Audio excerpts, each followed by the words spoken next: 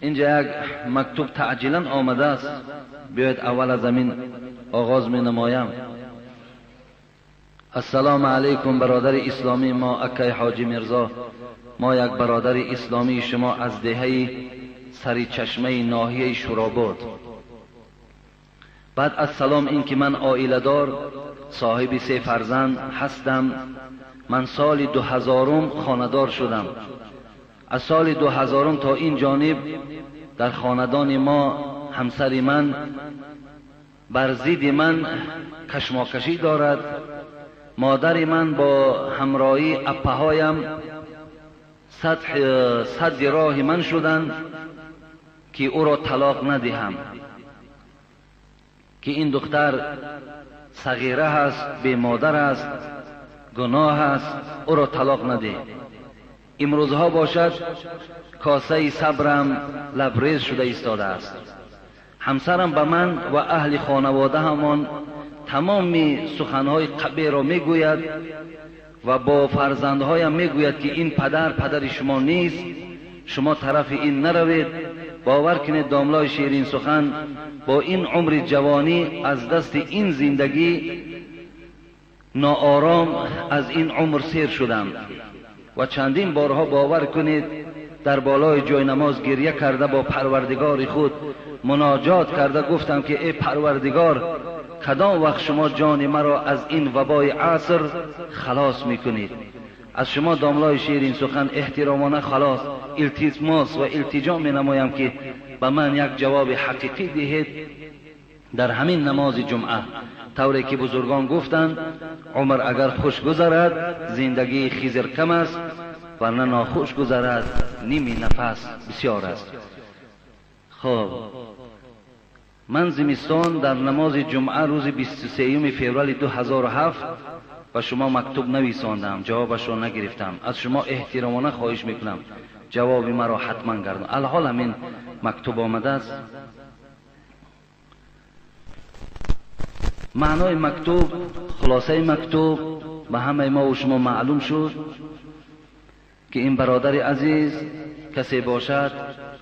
من از اصل واقعه اگرچه درکدارم نیستم، لیکن همین مکتوب اگر حقیقت داشته باشد، اگر آنچه این برادر میگوید معنا این است که از زن صالحه این برادر ما محروم است، از زنی که از خدا میترسد، از زنی که از شریعت میترسد، از زنی که قبر و روز قیامت در پیش چشمش نیست.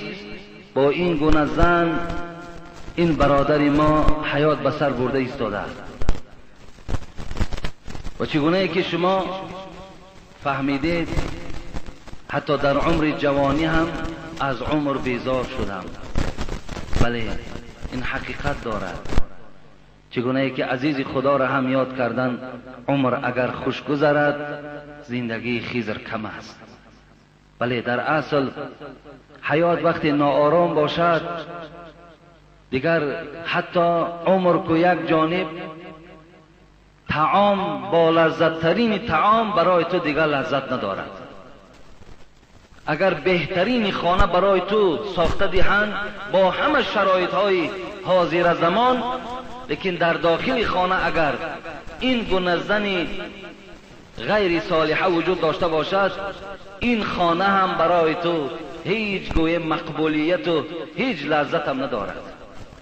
بهترین ماشین اگر برای تو آورده دهند لیکن خانه ناآرام است، از جانب زن حرمت کی نیست، این ماشین هم برای تو هیچ لذت ندارد.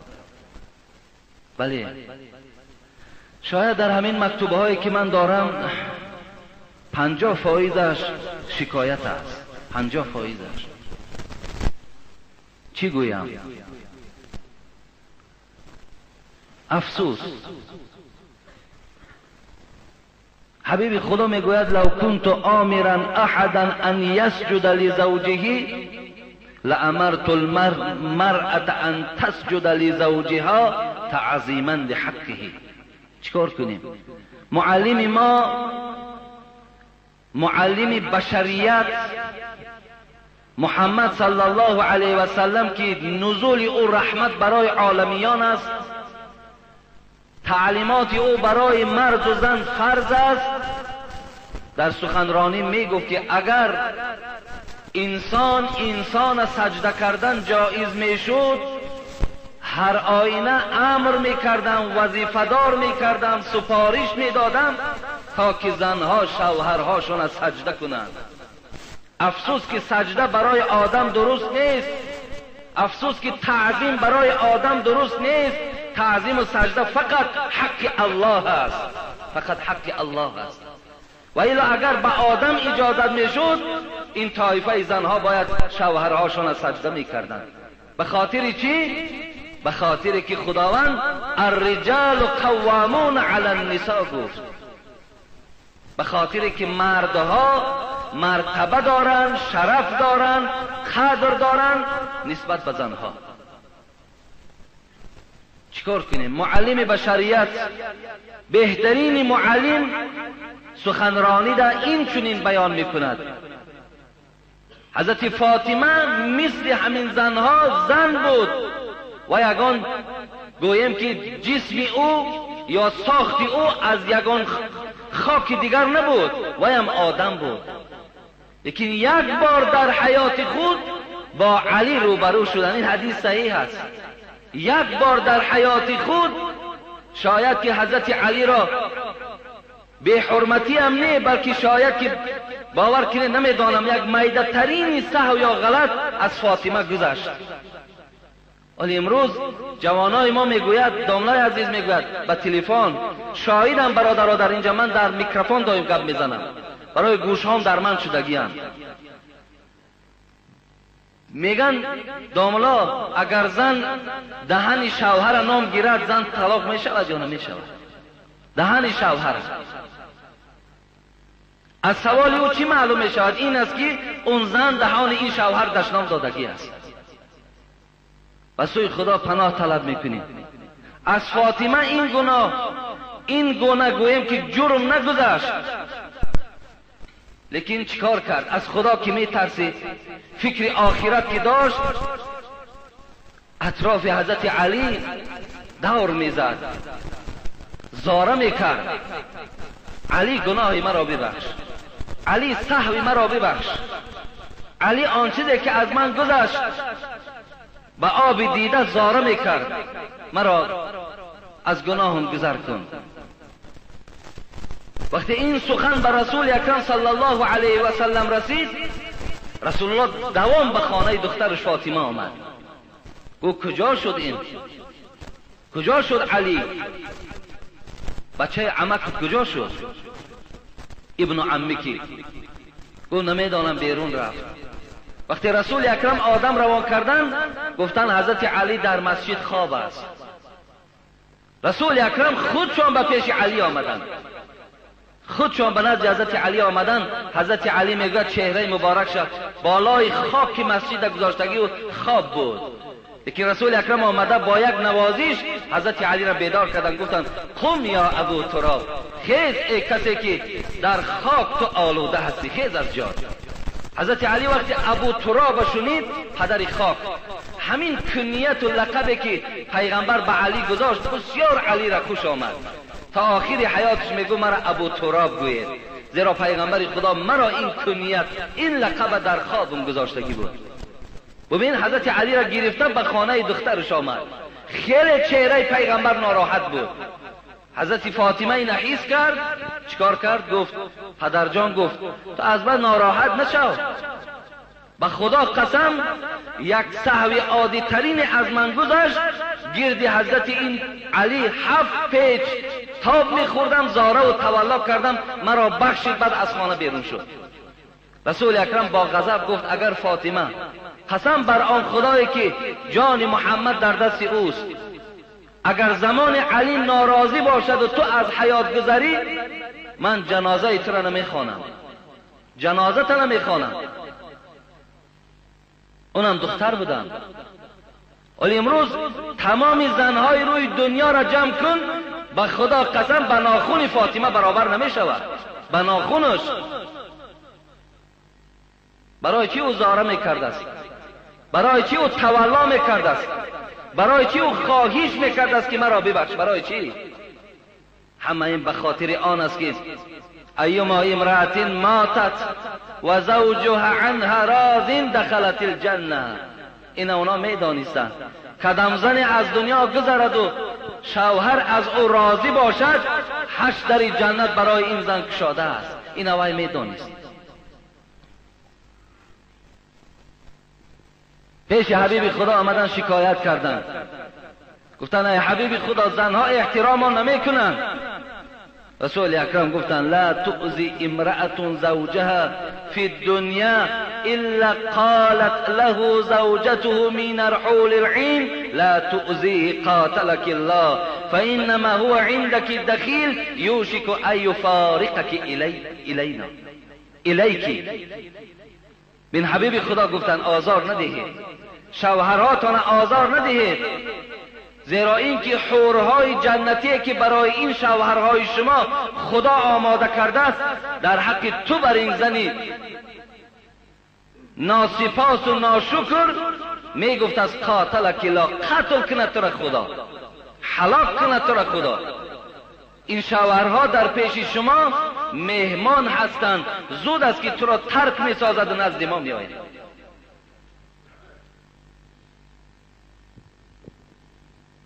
این است آن چیزی که شریعت ما میگوید.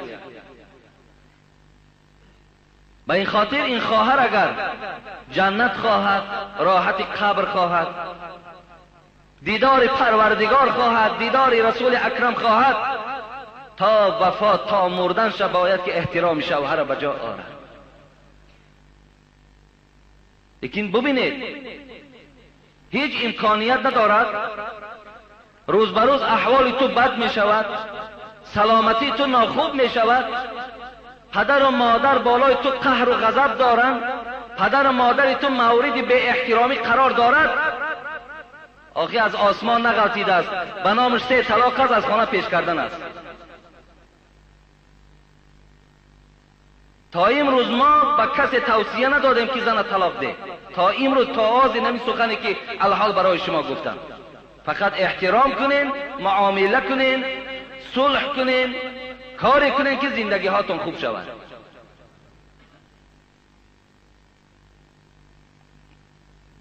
برای من دادر عزیز اختیار داری. ببین میشیدگی است، با پند و نصیحت می شود. پند و نصیحت کن، معامله کن، زندگی کن.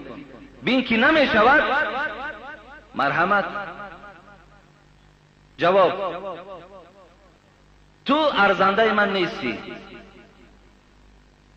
رو تو زیب شخصی داری که برابر خانه در آمدن به نام 100 دشنام، صدها شرطه دیگر، انا مرحمت تو آدم خوب میشوی.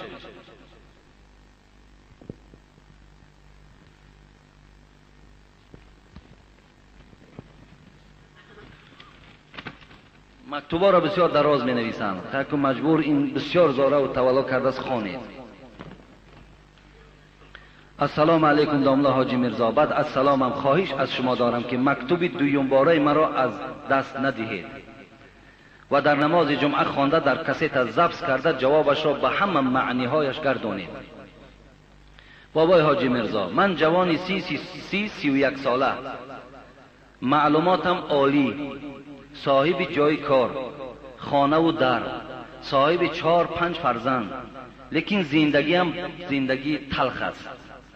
راست دیگه من به شما چندین بارها روبرو شدم، حتی نشستم میخواستم در اطراف این مسئله با شما صحبت کنم، اما در گرد و اطرافم دوستها، شناسهایم بودن، شرم می داشتم که من در بین جمعیت آبروی کلان دارم. بابای حاجی، من 10 سال باز آیله‌دار هستم. در قسمتم یک زن بدبختی سگ بوده است که تا حال مرا عذاب می دهد. با من معامله خوب نمی کند. وقتی که به خانه پدرش می رود از من ناپرسیده با یگان بهانه رنگ قعری می رود. من به خانه آمده رنگ روی فرزندهایم را دیده باز رفته با یگان دلیابی زنم را گرفته می آرم. با نصیحت پدرش و اپهایش کار و رفتار می کند. این بدبختی زنم حس نمی کند که من شوهر دارم. با مادرم و خواهر و دادرهایم رنگ سگ رفتار میکند.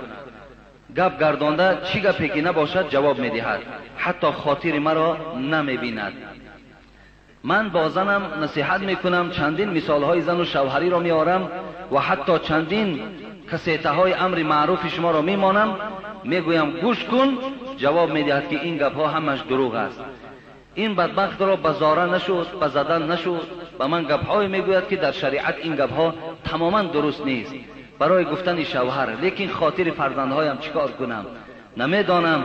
در وقت زدنم حقارت کردم، تمام حقارت ها را بر من گردانیده. میگوید که من هم خودم نغز میدانم که این بدبخت زنم دوزخی می باشد. راستی که من با این زندگیم خودم را شوهر مرد حساب نمی کنم. اما چی علاج؟ بابای حاجی گوید که زندگی ما با این زن درست است یا نه؟ من در حاضره با پدر و مادرم زندگی میکنم و من او چسکه برای خانه گرفتم. می توانم که در مدت کوتاه خانه اندازم، لیکن با این زنی بدبخت جدا شدن نمیخواهم. می ترسم که مرا بسیار عذاب میدهد. داملا مرا چی مصلحت میدهی؟ با من میگوید که از بحر شوهرم میگذرم و از بحر پدر و مادر اپا و اکم نی. از من دیده اولادهایش را بالاتر میداند. از گپ‌های شما بابای حاجی مثالش میارم، میگوید که اینها همش دروغ هستند. بابای حاجی میرزا به هر یک معنی کلمه های من جواب گردانید و آن نفرانی که این مکتوب مرا در نماز جمعه میشنوند خواهش میکنم که به من دعای کنید که این بدبخت زنم داند که شوهر چیست و چه خیلی بزرگ است. بابای حاجی بعد جواب این مکتوب با کسیت من با شما البته واخوری میکنم. ماه سپتامبر 2007 نویسنده بوده است که چند روز بود خواب بود، دیگر موضوع هامون بودن. برادر عزیز و گرامی، اینم از مکتوب اوله، قریب که فرقیت ندارن. اینم شکایت از برای زندگی هست و دادر و برادر و اکه را از شوهر بالا داشتن. من هم میگویم که شما هیچ وقت از پدر و مادر و برادرهاتان نگذرید، لیکن اعظم الناس حقا علی المرأة زوجها، بزرگترین حق در نزد زن این اولین شوهر میستد. شما بزرگی شوهر را شناسید، حق شوهر را شناسید، شما از پدر و مادرتان نگذرید. لیکن دادر عزیز، من حیران میشوم که این کسیت من برای عائله تو چی تأثیر میبخشد زمانی که گوید همه این دروغ است. وقتی این سخنها را دروغ که گفت، برادر در بین شما علاقه نکاح نیست، حتی خانداری که شما دارین این خودش حرام است. سخنی که من میگویم برای شما تا امروز غیر آیت قرآن و احادیث های رسول اکرم چیزی صدا نداده است. سخن خدا دروغ، سخن پیغمبر دروغ، تو کافر هستی، زن و طلاق است. این تو دیگر زندگی حلال نداری. این زن برای تو علکه بیگانه است. با که نداره دادر عزیز، رزق رسان تو نیستی. تربیت کننده فرزندها اگرچه تو باشی، پاسبان اساسی الله است. اینقدر تو اگر دلمانده باشی، اینقدر تو خسته شده ای، آب و روی تو در بین یار و رفیقت کاسته شده است، برای تو هم توصیه همین است. توصیه مثل توصیه اول است. از درد و غم میخوای خلاص شوی، ابغض الحلال الی الله الطلاق است. بدترین حلال ها به سوی خدا طلاق است، لیکن حلال است. حالتهای ضرورت در حلال می شود. برای چی زنهای پیش من میآیند از شوهرهاشون شکایت میکنند؟ اونها را من نیز توصیه دادم، میلش جدا شد. شاید خدا برای تو یکان شوهر خوب دهد. برای همین شوهرهایی که امروز بیچاره ها گویم از پدر و مادرشان هم دعا گرفتن نمیتونند، پدر و مادرشان هم بیچاره در حالتهای پریشانی قرار دارند، از همه این دیده همون را جواب دادن بهتر است. برای همین دادر عزیز با من روبرو شو. همه این که من برای تو بیان کردن نمیتونم، وقتای زیاد میگیرد. فقط یگانه راهی که اگر خواهی برای تو خوبی آرد، انا همین از جواب میدی، جانت خلاص میگرد.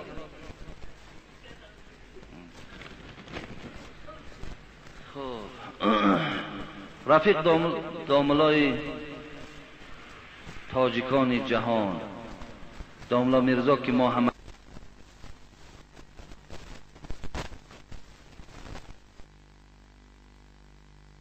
زمین مخلص شماییم. از شما من استقامت کننده شهر کلاب هستم که کوچه‌ش نمیخوانم، زیرا یکی مبادای کوچه‌ش کوچه بولوار نبوده است. خب نامشم نویسانده است، حجرشم نویسانده است. و 3 سوال ما در مراجعت کرده است. این سوال دیروز در دست من دادن که همین جمعه خوانید. خب سوال یکم، شخص زن دارد و 3 کودک میده، 39 سالش از 4 ساله تا 8 ماهه. زنش را مجبور کند که تو ماشین من را بشوی و من سویدن می روم و لباسهایم را اتیو کن، من تا که فسان باشم و با سویدنی رفته برگشته کارهایش را با زنش نقل میکند. این در شریعت درست است یا نه؟ دویم، در بیگاهی عید رمضان بعد شام روزه را ناشکاییده 3 کودک میده را که 39 سالش از 8 ماه تا 4 ساله است از خانه با مادر بیمارش پیش کرده است. این چه حکم دارد در عید رمضان؟ سیوم، آدم نمازخوان میتواند که با زنش روبرو شود و زنش را من پدر و مادر تو را، اولاد تو را فلان میکنم گفته دشنام میکند. این خیل آدم ها در شریعت چی گفتنی هستین از شریعت؟ این 3 سوال مثلا 2 تاش در اطراف کدام مردی گویم حرامی هست، کدام مردی خیلی گویم بدبخت و از خدا نمی ترسیدگی هست. و سوال 3 اینم در حق همون مردهایی که از خدا و پیغمبر نمی ترسن و اولاد اجداد و پدر و مادر زن دشنام می دهند صحبت می رود. اولا دادرای عزیز، پدر و مادر زن دشنام ندهید، اولاد اجداد زن دشنام ندهید. پدر و مادر او، اولاد اجداد او، اولاد اجداد توست. پدر و مادر او، پدر و مادر توست. بسیاری پدر و مادرهای هستند که نمیخواهند که دخترهای اونها این گونه سرکش و این گونه گویم که شوهرها را احترام نکنند. این خیل نیستن، اونا نمیخواهند، لیکن همون فرزند طبیعتش همون است. و این خاطر دشنام دادن شما در اسلام شما را فاسق میگرداند، شما گناهگار میشوین، از این هیچ پاداش نمیگیرین. زیرا رسول اکرم میگوید که زنها بالای شما حق دارند. یک حق شنمین است که ولا تقبح، شما زنها را دشنام ندهید، زنها را مورد تحقیر حتی مورد زدن قرار ندهید. این سفارش از جانب خدا و پیغمبر است. لیکن وقتی که شوهری که خودش را شاید که اکنون بغیرت گیرد، جسور گیرد و به طرف زن ماشینی من از زیبا کن، لباسهای من از زیبا کن تا که من از پی مثال زنا کردن می روم و بعدا آمده عملهاش باز در نزد این زن حکایه می کند. آیا حکایه کردن این زن در اسلام چی معنی دارد؟ برادرای عزیز و گرامی، من اولا در همین خواهر عزیزم حیرت میمانم. وقتی که تو نظر به زنهای کوچه، نظر به زنهایی که جامعه را فساد میکنند، جوانهای ما را امروز از راه نیک، راه خوب و راه درست برآوردند، وقتی از زن کوچه دیده تو در پیش این شوهر بی‌قدرتر هستی، تو احترام نداری، با تو آنگونه که با زن بیگانه صحبت دارد با تو صحبت ندارد، آنگونه گلدسته و دوخی هایی که به زنهای کوچگر هدیه میکند تو بار در حیاتت ندیدی، تو چی ضرورت داری با این خیل مرد حرام زندگی میکنی؟ تو چی ضرورت داری؟ از زیناکار باید زن زیناکار گیرد و برای آدم حرام زن حرام در کار است. تو چی ضرورت داری؟ و تو میبینی قدر نداری، قیمت نداری. باور کنین به خدا قسم همون جوانهایی که امروز در کوچه ها زنا میکنن، افلاسی میکنن، از نظارت دکتر گذرانشان یا سیفلیسن یا تریپرن یا سپیدن. در کوچه زنی آواز نیست. در یکی از این بیماری ها همین جوان ها گرفتار هستند. اگر زنی بیمارم که نباشد، خدا در قرآن ولا تقربوا الزنا انه کان فاحشة و ساء سبیلا، پروردگار از بالای 7 طبقه آسمان خدا با بندش مهربان است، خدا بندش دوست می‌دارد. چیزی که به ضرر بنده است، به خطر بنده است، خدا از بالا ما را خبر داد. به زنا نزدیک نشو، نزدیک به زنا نشو. ولا تقربوا الزنا، بین خدا ولا تزنوا نگفت، زنا نکن نگفت، بلکه به زنا نزدیک نشو، زیرا این بدراهی است، خطر دارد. اگر من باوری دارم انا همین جوان حرامه، اگر یک طبیب گوید که تو زنا نکن که در روده تو یا در معده تو یا در یگان جسم تو ضرر میرسد، سخن طبیب قبول میکند و سخن خدا را پشت سر میپرتاید. حالا که از طبیب دیده، از دکتر دیده، خدا برای تو داناتر و خدا برای تو مهربانتر است. الله حکمت اینه میداند. خداوند به حکمت هیچ چیز را حرام نگردانیده است. خدا رحمت کند. حسین واعظ کاشفی را در تفسیر حسینی میگفت که تو را رحمان همه گوید که ای مومن مخور باده. بین خدا از بالای 7 طبقه آسمان میگفت این الخمر والمیسر اینا رجس من عمل شیطان، عرق نخور، قماربازی نکن، بت پرستی نکن، پیش فالبین نرو، اینا پلیدن، عملهای شیطانن. میگوید سخن این را چکار میکنی تو؟ تو را رحمان همه گوید که ای مومن مخور باده. خدا میگوید عرق ننوش. تو را ترسا همه گوید که در صفرا مخور حلوا. ببین مقایسه را ببینیم. میگوید وقتی که نزد طبیب رفتی، طبیب برای تو گفت که الحال ما تو را معاینه کردیم، تو کسل قند بوده ای یا کسل معده بوده ای یا کسل جگر بوده ای، زنهار یک عرق ننوشی. در همون ریسپتش، در همون گویم که کاغذی که برای طبابت تو میدهد همونجا می نویسد که مبادا به عرق نزدیک نشو که جگر درد میکند، روده ها تا زلال میتد، معده تا میسوزاند و دیگر. حضرت حسین واعظ کاشفی چی گفت؟ ببین سخن طبیب ببینین و سخن رحمان ببینین، کدامش قابل قبول شد برای آدم نادان، برای آدم نافهم؟ نمیمانی زنادانی برای گفته رحمان، بمانی شهد و شکر را برای گفته ترسا. ای آدم بی عقل، ای انسان بی فراست، ای آدمی که تو تفکر نداری، تو معنویات نداری، تو فرهنگ نداری. حسین واعظ کاشفی میگوید خدا تو را الکی از خطر این خبر داد نایستادی. لیکن امروز یک انسان تو را میگوید که در وجود تو زلال دارد، سخن یک انسان قبول کردی. لیکن الله از بالای 7 آسمان میگوید به زنا نزدیک نشو، زنا خطر دارد، زنا بے برکتی دارد، شرمندگی دارد، بے آبروگی دارد. سخن رحمان قبول نمی سازید. از سخن رحمان چی ضرر دیدی؟ آمده با زنا را در نزد زن خود صفت میکند، نقل میکند.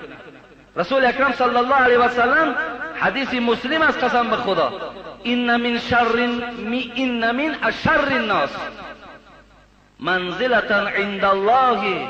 ببینید بدترین مردم در پیشگاه خدا، پیغمبر خدا گفتن کی است؟ آن کسی که شب با زن خود خانه‌داری میکند، با زن حلالی نکاحی خود خانه‌داری میکند. زن با او هم خانه‌داری میکند، ساری که شد همون خانه‌داریش در بین مردم نقل کند، بدترین مردم در پیشگاه خدا هست. ببین زندگی حلال خودت، خانه‌داری که از روی طبق شریعت برای تو حلال درست بود و یا حکایت کردن اینقدر گناه باشد، تو این زنا را از روی لذت و از روی گویم شوق و از روی اینقدر بدبختی از وقت صفت میکنی، از خدا نمیترسی؟ از خدا نمیترسی؟ خدا در قرآن سأصله سقر و ما ادراک ما سقر لا تبقی ولا تذر، خدا میگوید برای بندگان من اعلان کن که آن دوزخی که اونها در گوش دارند دوزخی هست که لا تبقی ولا تذر، تو را نمیگذارد گوشت و پوست و رگها تا دوزخ میخورد، نگه رهات نمیکند تا زمانی که هلاکت نکند. پسترین عذاب دوزخ حبیب خدا گفتن چی است؟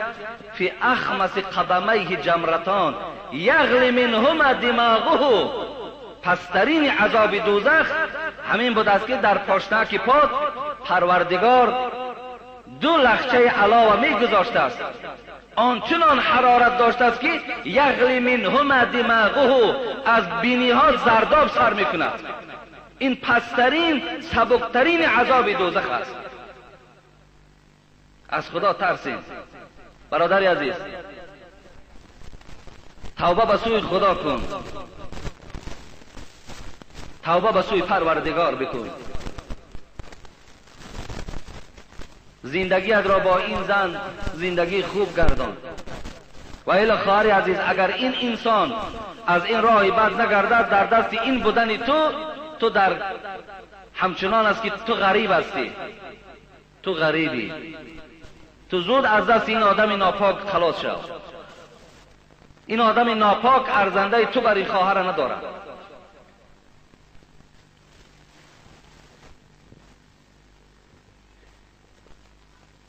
برادر عزیز و گرامی، همه شما امروز وضعیت میدانید، کوچه را میدانید. امروز زنا بسیار انجام دادنش آسان شده است، به حد آسان شده است. و 5 سامان هم شما زنا میکنید، لازم شود 1 سامان هم شود. لیکن احتیاط کنید، احتیاط کنید، با زنا نزدیک نشوید، زیرا آدم ایمان شبای میدهد، آدم به فیض و به برکات میشود، زندگی خوب اصلا نمیبینی دیگر. به این خاطر برادر عزیز، این خواهرم حقوق داری که اگر ببین نصیحت کن، با نصیحت اصلاح شود این جوان، زندگی تا دوام ده. لیکن نشد از دستش برا تو یک آدم، این آدم پاکیزه و با صبر باشی، خدا برای تو یگان شوهری با صبر و با حیا را نصیب گرداند. تو زیب یک گویم زن باید یک مرد باشی که آدم خدا ترس و آدم با صبر باشد. بگذار این آدم حرام باز یک حرام دیگر را گرفته زندگیش کردن گیرد. خب اینجا یک سوال دیگر آمده است، تعجیلا بوده است، امروز سوال هامون ماند. داملای عزیز، السلام علیکم و رحمت الله و برکاته. خدا شما را همیشه صحت و سلامت نگه دارد. شما حس میکنید نمیکنید و خدا خیلی بهبودی در مردم شما پیدا کرده. دعا میکنم که خدا باقی مانده عمری مرا به شما نصیب گرداند. نه برادر عزیز، خدا عمری خود به خود نصیب گردانه بود. ما را هم تقدیر کرده چیزی که باشد خدا همون عمری خودمان هم بینیم کفایت میکند. آیا زن میتواند که بررسی مردکاری رود؟ نمیتواند. امروز زنها بررسی مردکاری میروند. همین بچه‌هایی که از روسیه آمدن همینا را پرسین، احوالشو نپرسین. اینا بیچاره جای سرپناه نمییابند، اینا این حالت خوب ندارند. این خواهر عزیز است، مادر عزیز است، تو وقتی میروی اونجا ده، تو از کجا؟ تو قوت کاری نداری، تو قدرت کاری نداری، تو مادری، تو غمخواری، تو یک وجودی، تو پوری رحم است. برای تو کارها، برای تو برنامه های زیاد در حیات وجود دارد. تا اگر خواهر گپی مرا گیری و سخن مرا قبول کنی، آن چیزی که برای تو میگویم سخن خدا و پیغمبر است. برای تو بهترین وظیفه این است که همیشه اولا دعا کن که خدا یک شوهر خوب دهد و از دامان تو فرزندهای خوب دهد و تو در خانه همچون معلمه فرزندها تا تعلیم دهی. این بهترین وظیفه برای توست. 5 وقت نمازت تا در وقتش خوانی و همیشه خانه تا پاسبانی کنی و خانه تا آباد کن. انا این است برنامه و این است وظیفه تو خواهرت است. تو در روسیه رفته آواره میشوی، در روسیه رفته عذاب میکشی، در روسیه رفته دست به دست مردم میشوی، عاقبت چی میشوی؟ برای همین جایز نیست تماما. دوم، در طهارت دست و روی پای، در طهارت دست و روی میگویند، طهارت دست و روی میگویند، پای شسته میشود یا نه؟ میگویم که مثال بچه طهارت دست و روی کو، در این حالت پای هم شسته میشود. اگر پای که نشستی نمازت نماز نیست. طهارت دست و روی گفته مقصد یک مختصرا گفتن، یعنی پای هم شستنش داخل می شود. مثلا یکی باد شما میبراید یا در خواب میزنین بیدار میشوین، این حالت ها در مثال استنجا شرط نیست، طهارت دست و رو شرط است، پای ها تو نمیشوین. خب سوم، یک نفر که 30 سالش هم به جای رسیده است میگوید که همه بلندشوی نرخ و نارسایی و کمبغلی مردم از حساب مسجدهای بسیار ملاها هست. آیا به این خیل آدم اسلام چه حکم میکنه؟ یک بیچاره 30 سالش که گذشت، این آدم هوشیار نیست کسی گفته است، این دیوانه است. آدم هوشیار هیچ وقت نمیگوید که بلندشوی نرخ کمبغلی مردم از حساب مسجد بسیار و از حساب داملاها هست. این آدم هوشیار نمیگوید. برای همین شاید جین دارد، برادرای جین خون هست، بیاید ما مراجعت کند، انشاءالله روان میکنیم به پول حساب خود من اونها میخواننش. این آدم دیوانه است به خدا قسم. این آدم هوشیار نیست، این آدم به عقل هست، این آدم به فراست است. این آدم اگر عقل هم داشته باشد خدا ندارد، شریعت ندارد. این دروغ است. اون پیشانی که تو در زمین میگذاری و در زبانت غیبت مسجد داملا است، تو دروغ میگوی، تو نمازخوان نیستی. این نماز در پیش خدا هیچ قدر و قیمت ندارد. تو چگونه زبانت میگردد مسجد تنقید میکنی؟ چگونه زبانت میگردد از بسیاری مسجد شکایت میکنی؟ تو چگونه مسلمان هستی که داملا را تنقید میکنی؟ داملا چی زلال آورد؟ داملا کسی است که پیغمبر خدا میگوید ان الله و ملائکته و اهل السماوات والارض و اهل السماوات والارض حتى النملة في جحرها و حتى الحوت لیصلون علی معلم الناس خیرا. پیغمبر میگوید، پیغمبر خدا میگوید الله، ملائکه های او، آن چیزی که بین زمین و آسمان است، مورچه در سوراخی، مایه های در بحر، در حق داملاها طلب مغفرت میکنند. پیغمبر میگوید در حق عالم ها طلب مغفرت میکنند که خداوند عالم ها را نگه دار که اینا روشنی هستند، اینا چراغ هستند، اینا مردم از راه بد و از راه خطا خبر میدهند. اینا پیغمبر خدا میگوید. پیغمبر خدا میگوید ان الملائکه لتضع اجنحتها لطالب العلم. بسواد بخیرت زمانش گذشت، بس کو تنقید کردن او با تنقید کردن تو عزت عالم کم نمیشود، آبروی عالم کاستن نمیشود. پیغمبر خدا میگوید ملائکه ها لتضع اجنحتها، گوش کنید حدیث صحیح پیغمبر است، ملائکه ها پرهای خود مثل قالینه که شما در پیشواز یک مهمان میپرتایین، قناتهاشون میگذاشتین، عالم ها بالای اون قطع حرکت میکنن. پیغمبر خدا میگوید، پیغمبر خدا میگوید ان العلماء ورثة الانبیاء، عالم ها وارثای پیغمبرند. تو وارثای پیغمبر سنگ بزنی، تو از وارثای پیغمبر نالان میشوی. این برکت یعنی همون عالم ها هست که باز کمی برکت در بین ما و شماست. این دعوت واعظ ها هست که کمی در بین ما و شما برکت ها وجود دارد. و تو مولوی جنون گوش کن، به عقل به زینهاری به صد زینهار زبان از رنجش مردان نگه دار. همان قوم برافت مبتلا شد، ز آزار دل مرد خدا شد. آزار دل مرد خدا قیمتی می شود، بے برکاتی از آزار دل او می شود، از وجود او، از بسیاری او نمی شود. که 100 بار این جهان از آه دل سوخت، ولیکن به ادب عبرت نآموخت. شناس ای کور دل، ترا میگه شناس ای کور دل، آتش نفس را بکن اندیشه روزی پیش و پس را. سگ از اخلاص آمد جنس آدم، زی به اخلاصی آدم شد زی سگ کم. شما سگ اصحاب کهف بینه، پای آدمای دامله ها را گرفت، روز قیامت شکل آدم میگرد، جنت میرود. لیکن آدمی که حرمت عالم نمیکند، از سگ میگرد درجهش پست است. من به این چی میگویم؟ همون سخن مولوی خدا رحمتش کند. هزاران کاروان رفتند دو دو، هنوز این سگها دارند او او. هزارها کاروان عالم ها رفت زیر خاک شدن و این سگها از جکیدن باز نماندن. می جکن اینا سگ میگن، اینا می جکد. نخواه اهل علم شما تنقید کنید، نخواه کسانی که غمخوار شما هم به خدا قسم بهبودی برای شما میخواهند بیارند.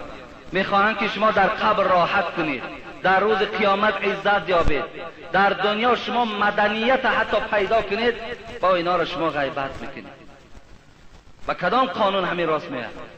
اگر این آدم کردیل، این آدم اگر میگفت که از روی انصاف میگفت، بلندشوی نرخ نرسیدن مواد یا کم بضاعتی در مردم از روی کازینو ها پیدا شد، من تو میگفتم رحمت.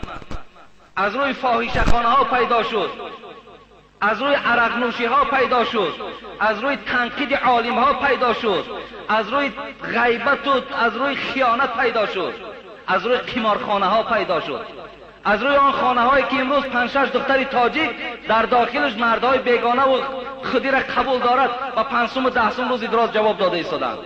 با اینها نرخ بلند می شود دادرای عزیز.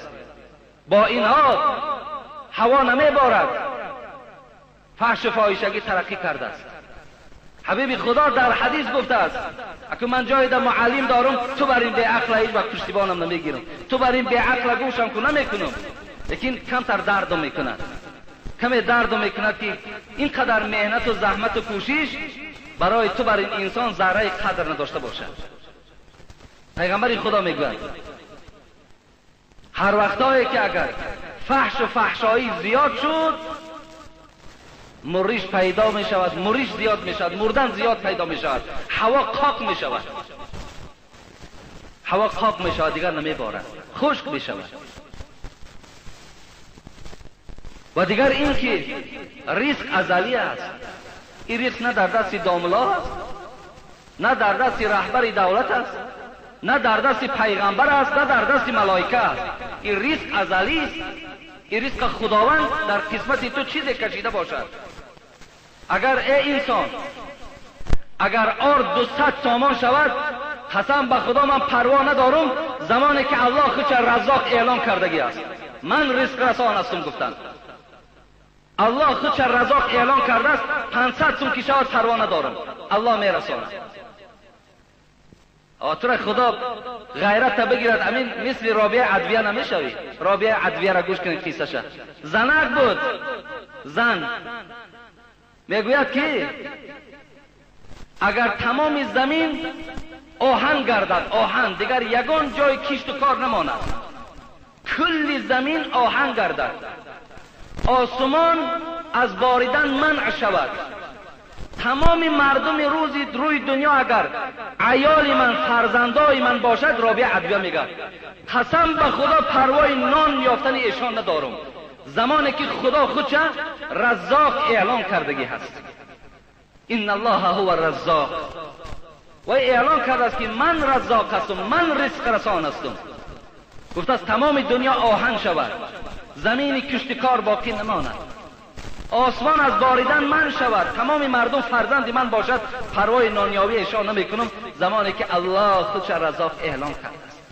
تو معنای این گپ اگر خوب درک کنی باور کن بعد ممکن تو اصلاح شوی، ممکن اصلاح شوی. حضرت موسی علیه السلام خدا رحمت و مغفرت جان کنه در قصه ها برای عبرت آمده است که وقتی که خدا جانش میگرفت کودکای خردسال داشت، میگد مایل به سوی هم فرزندای خردسال شد و گفت پروردگارا جان من قبض میکنی.